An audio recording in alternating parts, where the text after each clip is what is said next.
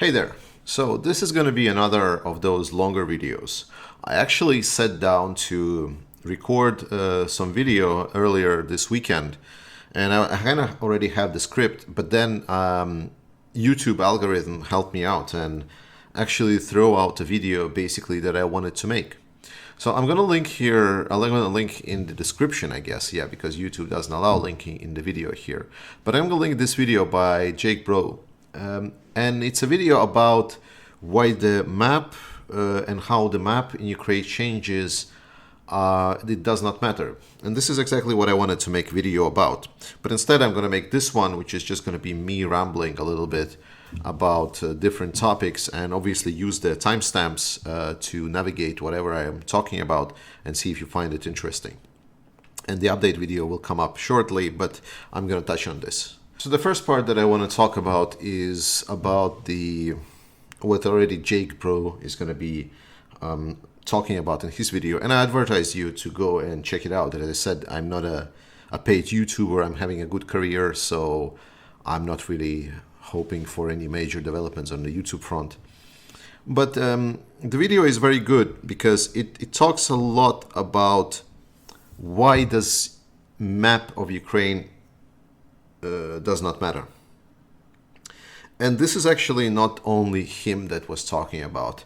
A lot of the analysts and commenters in the recent days I've seen, they kind of fall in two very sides. So there are the guys that record videos every day about the tactical changes in Ukraine, and I can again share you a couple of links in the description section where you can check those out if you want to follow that kind of material. And those guys are pretty cool and everything, but I think that they're missing the point a lot. I still try to, almost in every video, sometimes I just forget, to mention that the map of Ukraine and the tactical changes on the lower level are not relevant for this war, because Ukraine is already winning this war by the fact that Russia is not winning this war. And obviously we can have some in-between ending for this war, but all of it essentially means that Russia did not achieve its goals in Ukraine, and it seems that it will not achieve. And I'm going to talk about why. So importantly, we need to understand that the support of the West is growing. Right, there has been a couple of sessions recently, and the recent developments with Scholz, Macron, and Draghi coming to Kyiv. Those are the three countries that were, I wouldn't say opposing, because everyone was supporting Ukraine. And this is something I want to underscore. I've been criticizing Scholz and Macron a lot, but and obviously the Italian president as well, or prime minister. Not sure which one of them or this, but it doesn't matter. What is the point that I want to make is I'm criticizing with a good intention, because I know that they are supporting Ukraine. I know that Germany is doing a lot into non-military sector. Like, they are supporting a lot of refugees. They're supporting a lot of activities that help Ukraine stay afloat, because war is very much expensive, and that all comes also to the just general public sector, not just the military. And Macron, I've been criticized mostly by his semi-appeasement policy and semi-appeasement approach towards the Russian president. It is because the Russia that is right now is very, I would say, fascist. I think I should make a video why Russia is fascist country, and maybe I will. I think it's a good topic for the new video. But also the fact that the Russian president and Macron I know what he wants to prevent. He wants to prevent essentially how the World War I ended, with the humiliation of Germany that technically gave rise to revanchist attitudes such as Hitler. So basically we don't have the same kind of attitude from Russia, and that's why he's saying, like, don't humiliate Putin, let's talk. We need to have some kind of a face-saving condition, right? This is so the intention is good. The problem is that the intention will not work if it's not delivered correctly. And I think Macron is really missing a lot of the key points in this sense. Whereas the Scholz, to be honest, I think he is not underscoring well enough just how much Germany is doing in non-military support. And that is important because that should be advertised. What he is getting criticized for is by the fact that he is promising all these military gadgets, all these military support vehicles and so on. No one is pulling his leg, right? He could have just said, we are not going to support Ukraine militarily, but we're going to double down in our support in economics. And I think that's an honest position to have, right? There would be then heres and theres about the Ukraine saying, oh, but you should support us military because we need guns. That would be a completely different conversation. But then at least there would not be this weird distinction that they promise the world to Ukraine and then they deliver nothing. This is literally like some of the 16, 17 years old guys trying to date with some girls. They're going to promise everything. Oh, I'm going to love you forever, everything. And then obviously they grow up and say, oh, maybe not. And this is the perspective that we're getting from Germany. It's a weird, I'm going to promise everything, but I'm going to deliver it like in winter when it's already going to be half irrelevant, when like half of the country can be destroyed already. So that's the point. That's the point of criticism. And obviously, Italy, Italy is criticizing itself. I'm not sure if you heard recently, but the foreign affairs minister has been saying that Italy's parties are sabotaging the help for Ukraine, right? So I'm pretty sure there is a lot of goodwill in Italy in a lot of parties, but they've been struggling with a lot of the right-wing support and a lot of these nationalistic parties that were against basically the democracies and liberal democracies of the Western types in the recent years. And this is going to be the thing that Italy needs to sort on their own. So I'm at least hoping that they will not stop supporting the Ukraine. And supporting of Ukraine is the important part. It's the support of the West. Recently, Ukraine came out with essentially the damage numbers, right? We knew that there has been some casualties and so on, but the equipment of what Ukraine has lost was never reported. And just recently, there was a nice report where Ukraine basically said, hey, we lost about 50% of our equipment. And obviously, a lot of people think, oh, it's maybe been destroyed by the Russians and so on. But I don't think so, right? I think the equipment was just so poorly maintained and so unmanaged. And I'm not saying that it has not been destroyed by the Russians. What I am saying is that a lot of the Ukrainian army has not been taken care of in decades. And so I believe that whatever Russian equipment that they had from the Soviet times, because Ukraine was one of the major weapons producers during the Soviets. So a lot of the Soviet equipment that we know and refer to as Russian has been making, the origins of that weapon comes from Ukraine. And just the technology has been moved to Russia. But the point is that with a lot of that equipment falling out, the fact that literally in the world right now, there is just not so much Soviet equipment left, including the shells for the artillery, including the tanks, including the APCs or whatever it is. There is not as much Soviet equipment as we think there is, right? It seems that there has been a lot because we always would see this flowing in almost every country. But when it comes to a large-scale continental war that Ukraine and Russia are right now in, at that scale, there is not so much of it. And Ukraine has been giving out numbers that what US has been supplying and what Ukraine has been getting through. And there has been a lot of criticism about that the supplies are not as sufficient. But importantly, I think a lot of it is also due to the fact that there is a training required to this equipment. Ukrainians are also training on it somewhat slowly. Because with the discussion, I think it was with Lloyd Austin, where he described what kind of equipment and what kind of basically firepower has been requested officially by the Ukrainian side and what was delivered, it seems that a lot of what Ukraine has actually been requesting has been delivered quite on schedule and even going a little bit above it. It's just that the war is changing, and I think Ukraine was trying to set out what they needed the most. So what is important is that Ukraine has the priority list set out. It's the list of what kind of equipment they need right now and what should be delivered right now. And because the logistics are still an issue, right? Because the western part of the country, there is not that many safe zones where a lot of that equipment can be stored. So it's always a little bit of flows here and there through Poland and then getting it through across the country.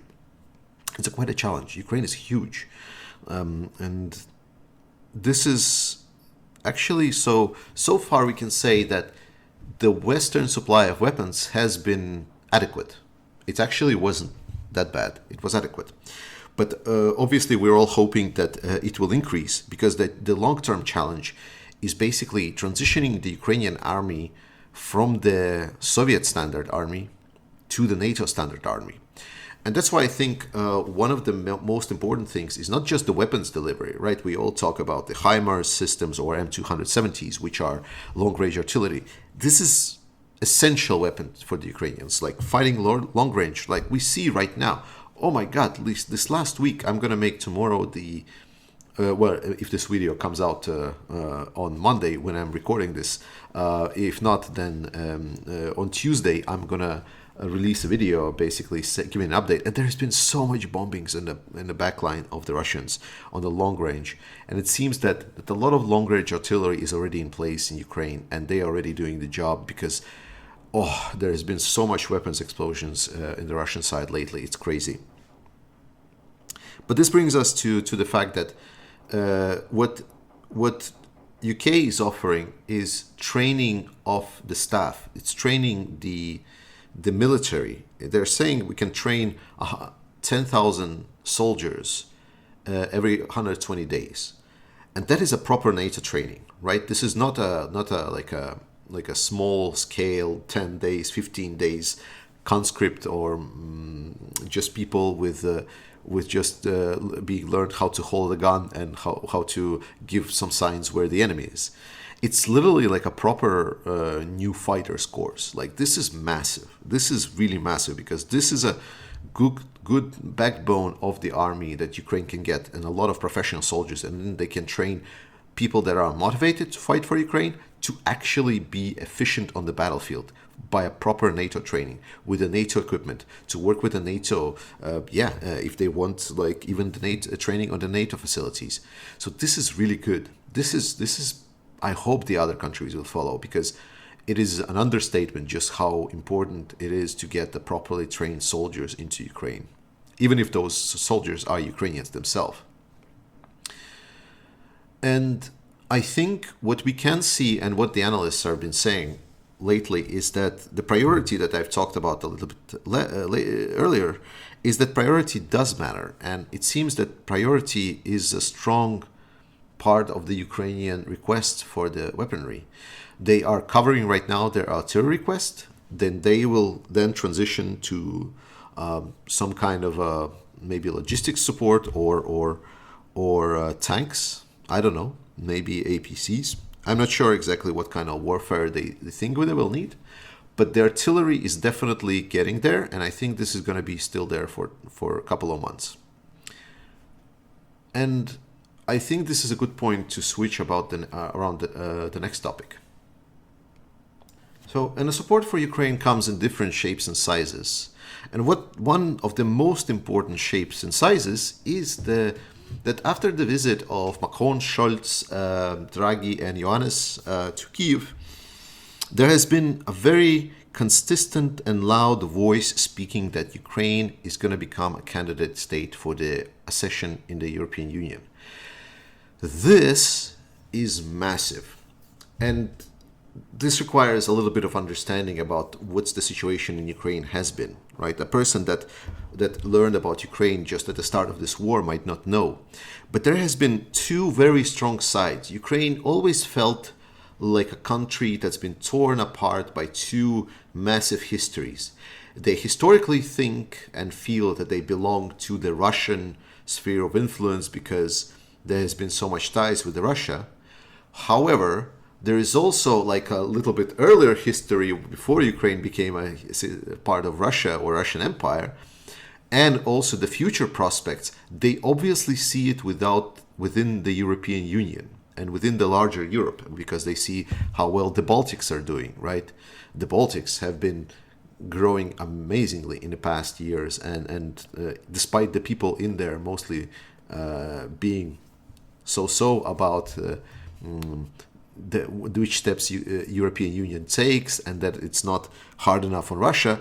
Overall, they're very much favorable about European Union, and they like it very much. And if you look at the stats and how they've been growing, like something like average wage being in 2004 around like $100 a month or so, then growing now to being over like a couple of like 1,000 or maybe 1,000 and a half, something like this. So it's a significant growth.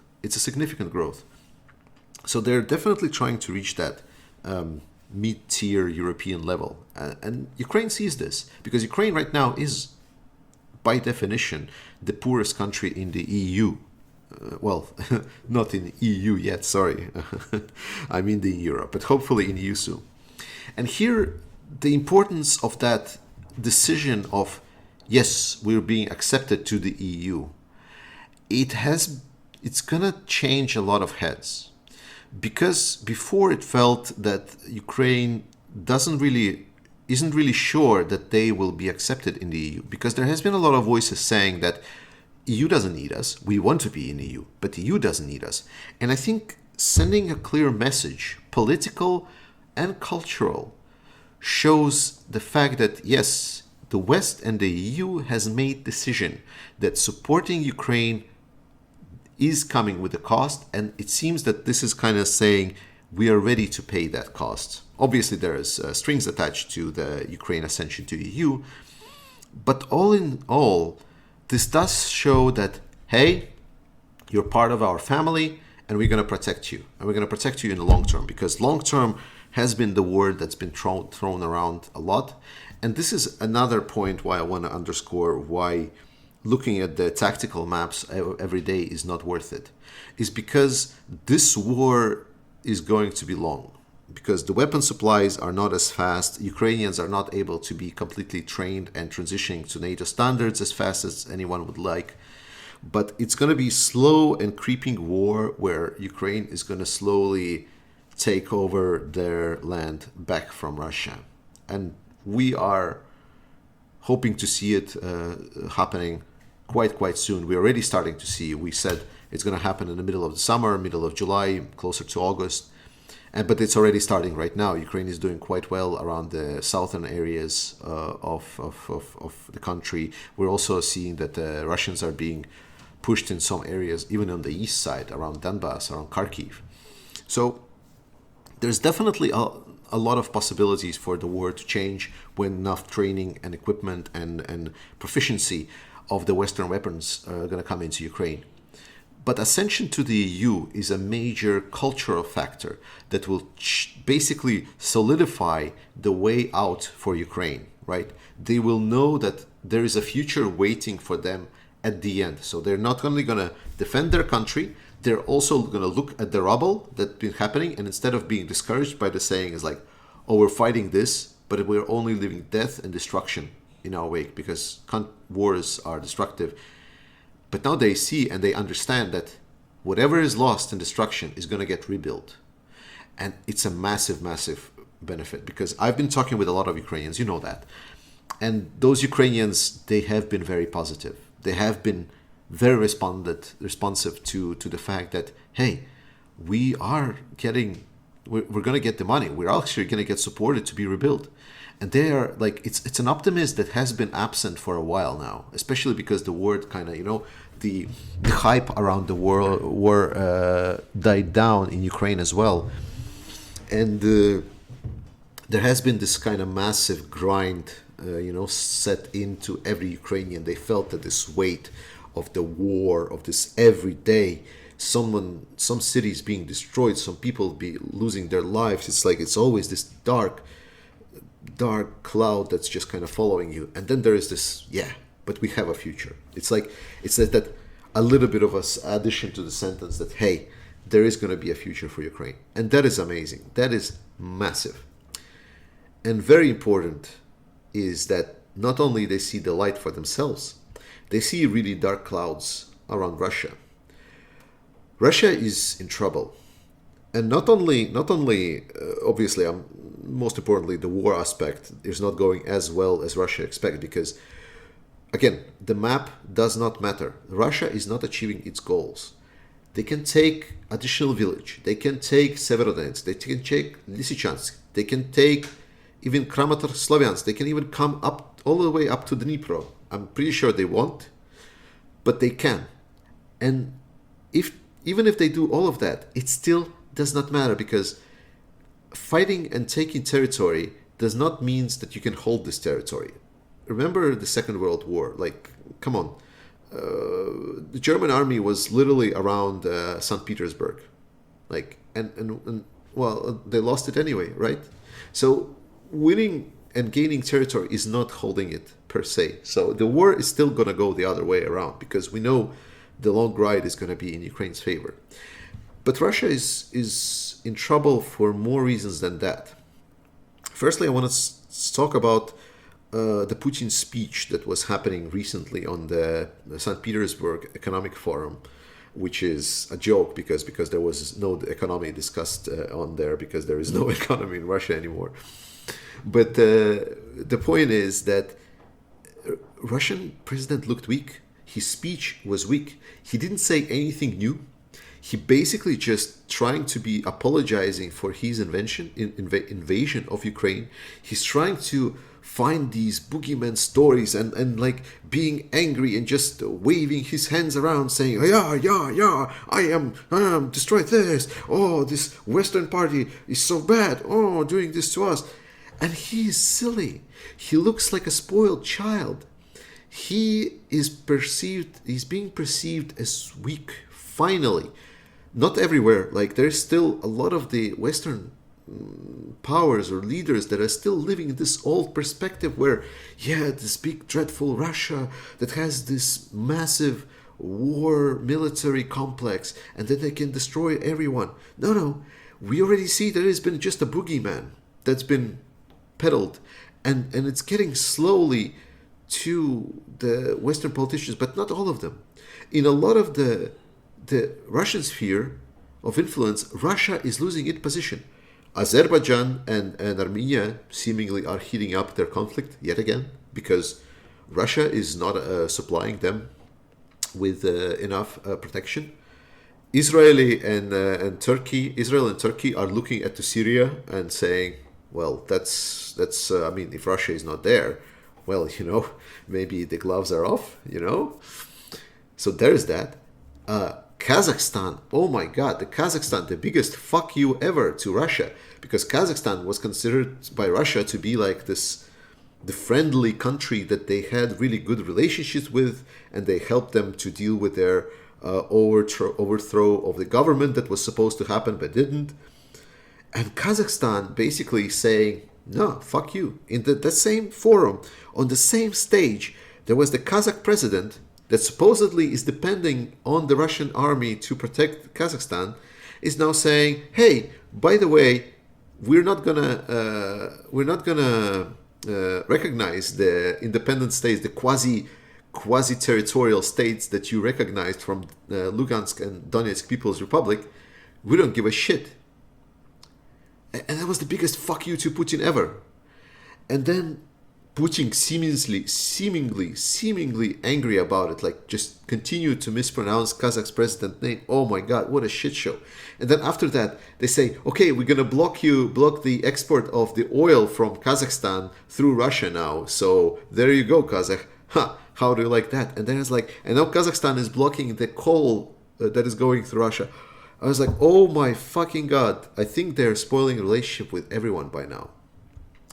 Russia is becoming a pariah not only in the Western sphere of influence, but if the Kazakh are also going to go away. If there's going to be tensions with Armenia, Azerbaijan, if they're going to fall completely in love with Turkey, and that whole region can go friends with Turkey, and I think Georgia might go towards Turkey now that they didn't receive candidacy for the EU recommendation.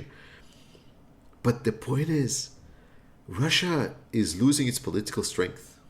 Russia is losing, and it looks more and more weak by the month that this war continues, because the fact that Russia cannot win this quickly is starting to cost it. It's starting to cost political power, and because they are losing political power, they're also losing face.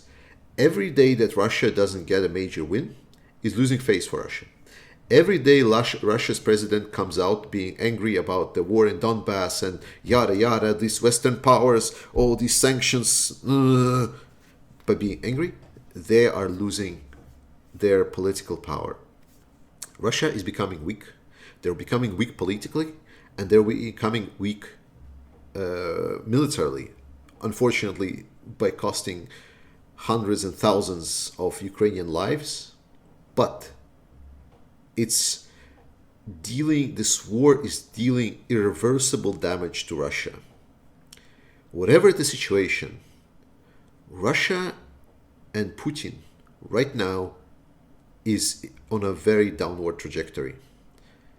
And I'm not sure if there is a way of getting out of this. And this is obviously a big future prospect for this war in Ukraine, and obviously for the whole world, because a dictator regime with a lot of firepower and weapons and military will not be threatening the world again.